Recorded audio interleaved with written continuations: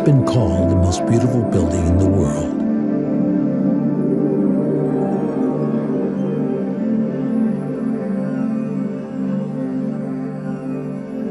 But faith and the spirit of the people of India make it more. A monument to the love of husband and wife.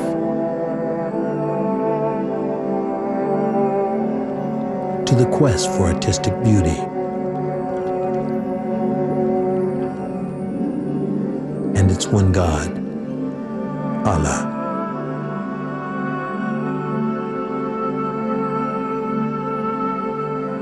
For its creators, the Taj Mahal was quite literally heaven on earth.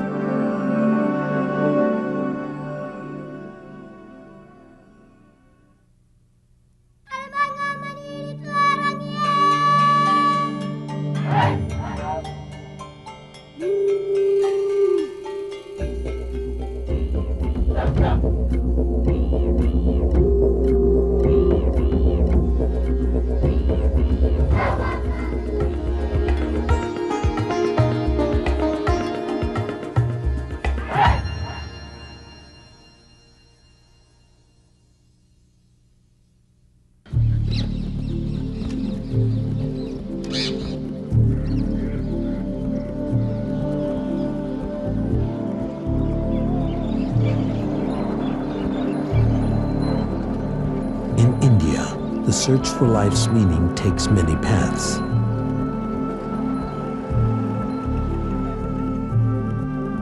Sikh, Muslim, Buddhist, Hindu. It is a spiritual journey expressed with countless ceremonies, rituals, and prayers that has shaped the soul of millions. Life in India winds its way through centuries-old traditions, dense with activity and filled with spirituality and mysticism. The great faiths of the world exist side by side through the business of living and the passage of dying.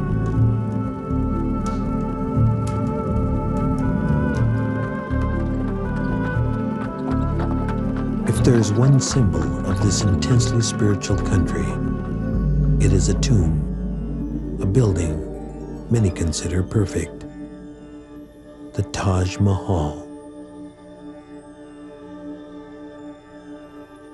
A Muslim monument in a predominantly Hindu land, the Taj Mahal strikes a spiritual chord among people of all faiths.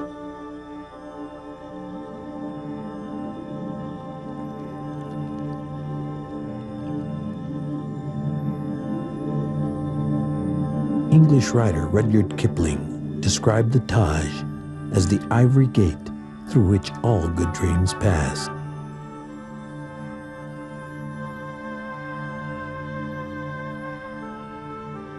Shah Jahan, the emperor who built it, wrote, "The nymphs of paradise clean it with their eyelids.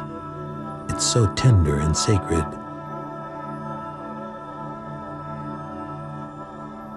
But Shah Jahan had no way of knowing that his beloved monument would come to symbolize a nation. The Taj Mahal is located in north-central India in the city of Agra, roughly 100 miles southeast of the modern Indian capital of New Delhi.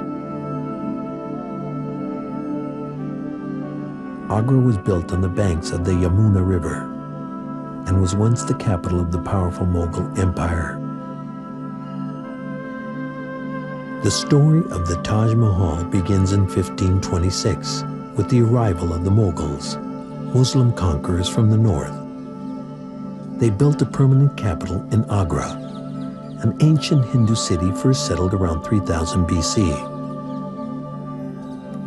The Mughals expressed their empire's power and glory with architecture, including distinctive sculpted columns, minarets, the arch, and the round dome on a square base. Under the Mughals, music, art, and literature flourished. So did religious tolerance. Tradition says that Krishna, a principal Hindu god, was born near here. An ancient Hindu epic calls the city Akrabana, which means paradise.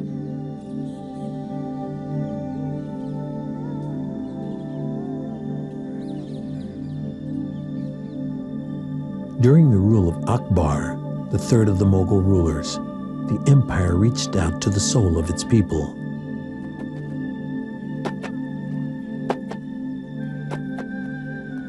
The first Mughal born on Indian soil, Akbar realized that his kingdom could not stand if it became divided by religion.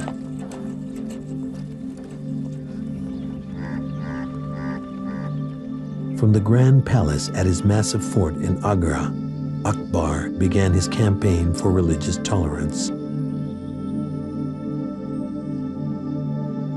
He eliminated taxes that discriminated against Hindus. He banned the enslavement of captives taken in war.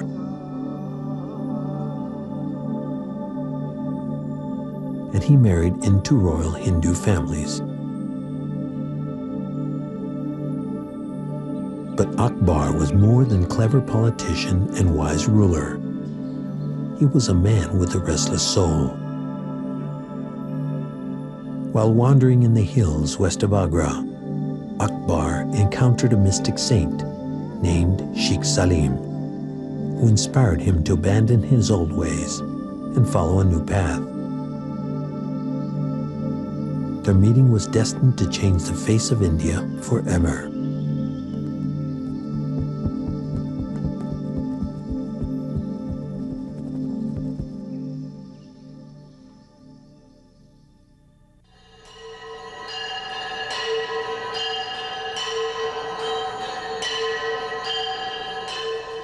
Spirituality in India is nearly universal, today as in the past. During the 16th century, the Islamic Mughal emperor was a powerful religious leader, but the Emperor Akbar followed his own spirit. As a child, he is said to have spoken with angels.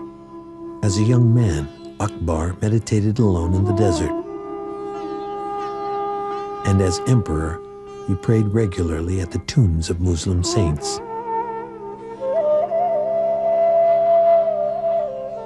When the Muslim mystic Sheikh Salim prophesied that Akbar would soon have an heir to his throne, one of his wives delivered a long-awaited son. Akbar was so taken with Salim's prophecy that he relocated his capital to be near the holy man.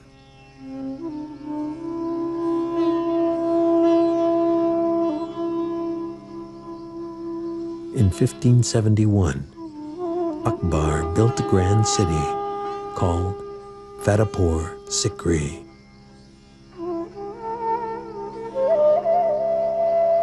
Today is among the most well-preserved ghost towns in the world. But shortly after its construction, Fatehpur Sikri became a grand cultural center housing more than 200,000 people. Akbar built his city in only 15 years, but he built it well. The marriage of Muslim, Hindu, and Buddhist details creates a rare beauty. The 5-story palace called Panch Mahal was designed in the style of a Buddhist temple. No two columns are alike. The Hindu architectural form Chhatri, which means umbrella, is also represented.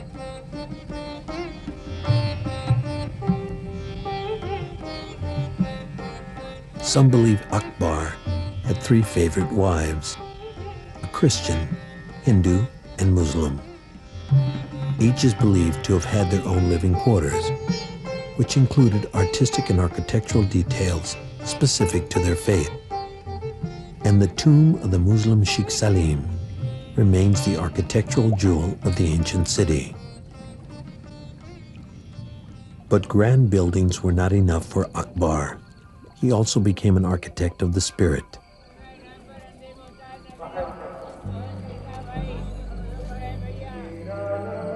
At an early age, Akbar began developing a personal vision of spirituality, one which looked deeply into many religions. Although his first building at Fatehpur Sikri was a mosque which faced Mecca, he was known to pray each morning in the opposite direction, toward the sunrise, like a Hindu. Following a series of mystical experiences, he decreed himself the ultimate authority in all religious matters. He called his new religion Dini Ilahi, which means the ultimate religion of God. In the hall of private audience known as Diwanikas, Akbar would hold theological debates with his advisors, including Muslims, Hindus, Christians, and Buddhists. Some sought to enlighten the emperor, others to convert him. Those who followed Akbar worshipped the sun as divine. They believed in the Hindu tenets of reincarnation and karma, yet they greeted him with the Muslim phrase, Allahu Akbar, which means God is great.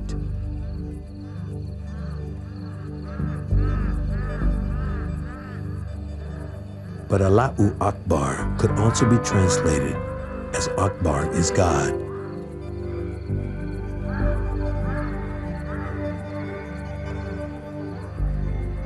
God or man, Akbar could not inspire many to follow.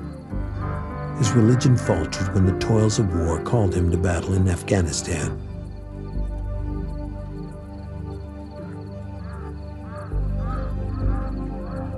During his long absence, Akbar's court returned to Agra. Some believe lack of water in Fatehpur Sikri caused them to leave. Others suggest it was the impractical location of the city for defending the northwest frontier.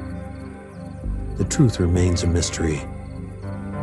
But within 20 years of its construction, Akbar's once grand city was virtually abandoned. His utopia had failed. But the seeds Akbar planted for a united India took root, and the sacred fruits would soon yield a spiritual expression unequaled the world over.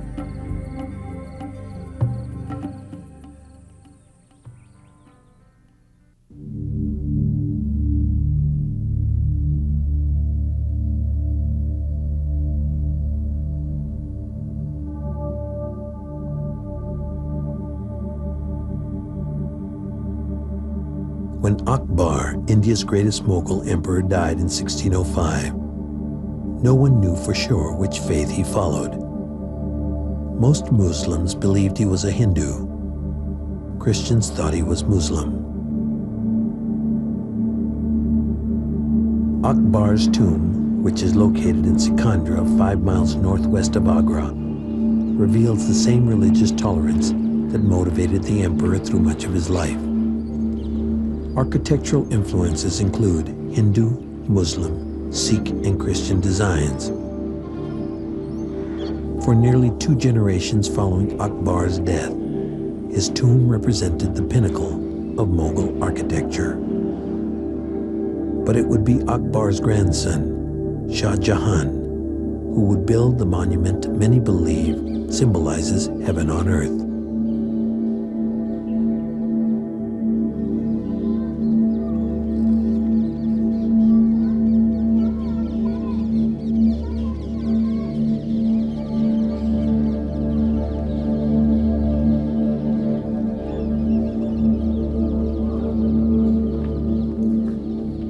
The Taj Mahal has been called a dream in marble, a poem in stone, a perfect work of art.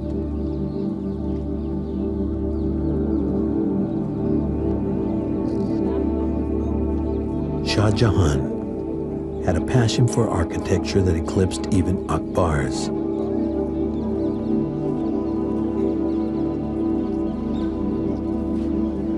As a young man, he completely rebuilt the palace inside his grandfather's huge Agra fort, indulging his love of marble. But even greater than his love for building was Shah Jahan's love for his wife, Mumtaz Mahal. his constant companion and political advisor. Her name meant chosen one of the palace. But 3 years into Shah Jahan's reign, Mumtaz died suddenly during the birth of their 14th child. From his palace in Agra Fort, the emperor mourned for nearly 2 years.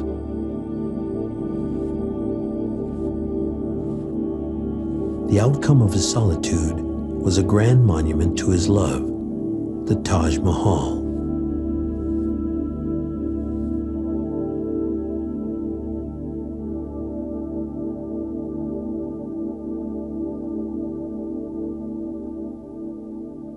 The true architect behind the Taj Mahal remains a mystery. Some say he was a jeweler from Venice or a goldsmith from France, the court mathematician, or a religious mystic who saw the design in a sacred dream.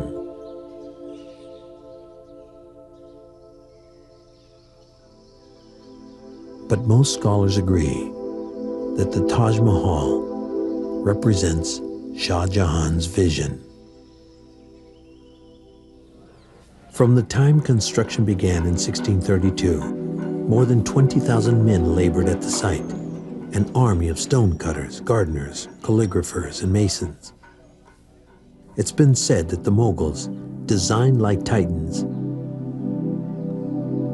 and finished their work like jewelers.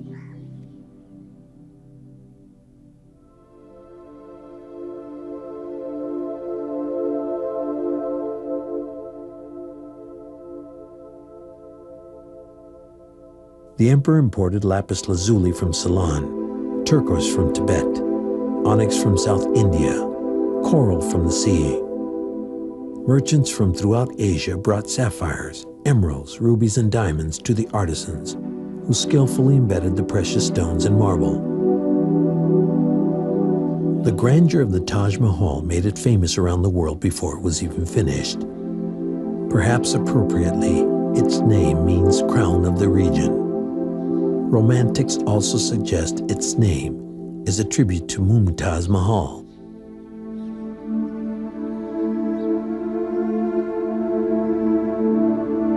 But was love all that inspired the grandeur of the Taj Mahal?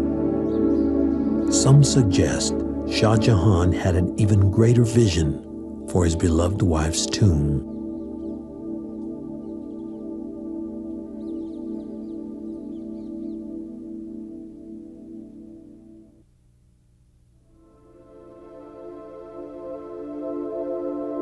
The Taj Mahal emerges from the morning fog, its beauty enhanced by the gentle light of dawn.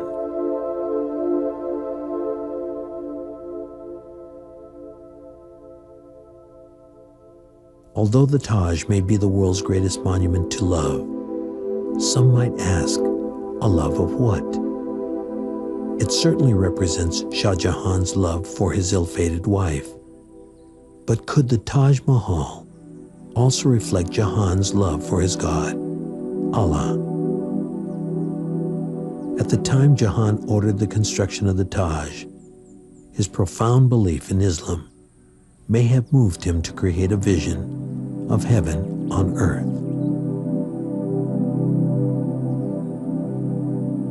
Whether for God or mortal, some believe the expression of love exhibited here transcends the human spirit. It is a place of pilgrimage for visitors from around the world.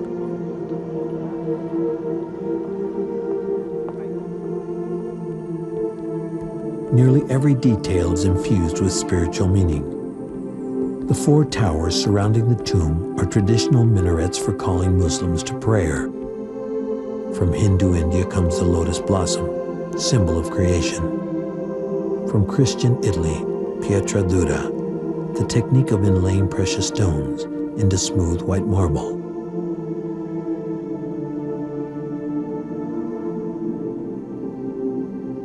These delicate carvings assured that Mumtaz Mahal's gravesite would always be covered with flowers, for in Islam, heaven is always filled with blossoms. As the Islamic Garden of Paradise, the grounds around Taj Mahal are filled with flowers and fruit trees, because 4 and its multiples are holy numbers in Islam. Each garden has 4 lawns, each lawn 16 flower beds. This symmetry is considered the symbol of perfection and completion. The rivers of paradise flow here too, brought to earth as canals that divide the garden into quadrants.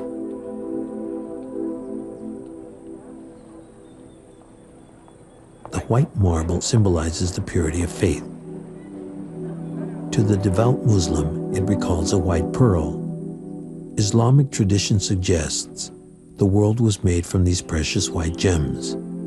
The dome itself symbolizes the vault of heaven. Some believe the Taj Mahal represents the heavenly throne where Allah sits as he judges humankind. It is this vision that the faithful may see as they enter paradise. Calligraphy reinforces the vision with graceful quotations from the Muslim holy book, the Quran. Judgment Day, says the Quran, will bring fire, pain, and doom to the wicked, and happiness in heaven to the good. A passage over the south arch urges the faithful, "Enter thou among my servants, and enter thou my paradise."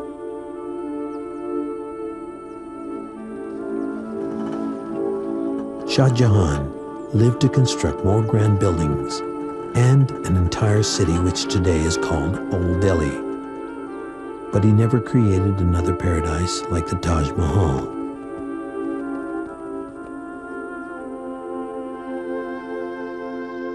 The final years of Shah Jahan's life were spent in solitude inside his palace at Agra Fort. His despotic son, Aurangzeb, overthrew Jahan, killed his own brothers, and created a rule of stern religious orthodoxy.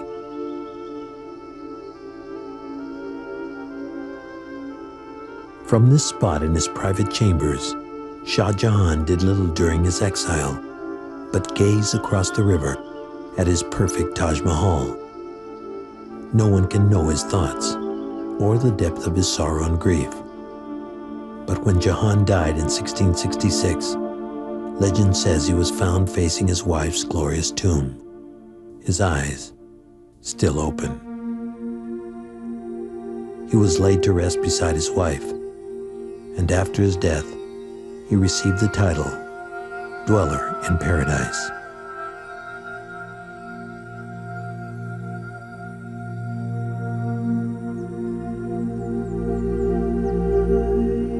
Today, the vision of Akbar and Shah Jahan lives on in India. Despite their cultural and political differences, Muslim, Sikh, Buddhist, Christian, and Hindu live side by side, often seeking the same spiritual tolerance professed by Akbar.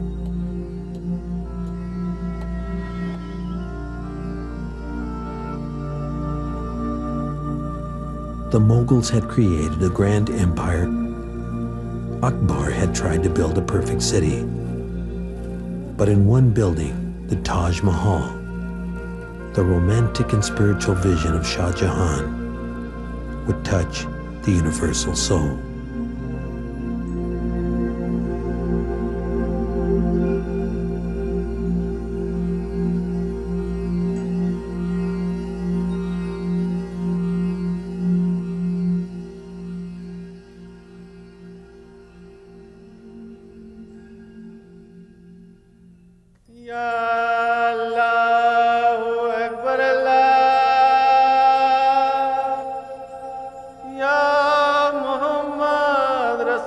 Allah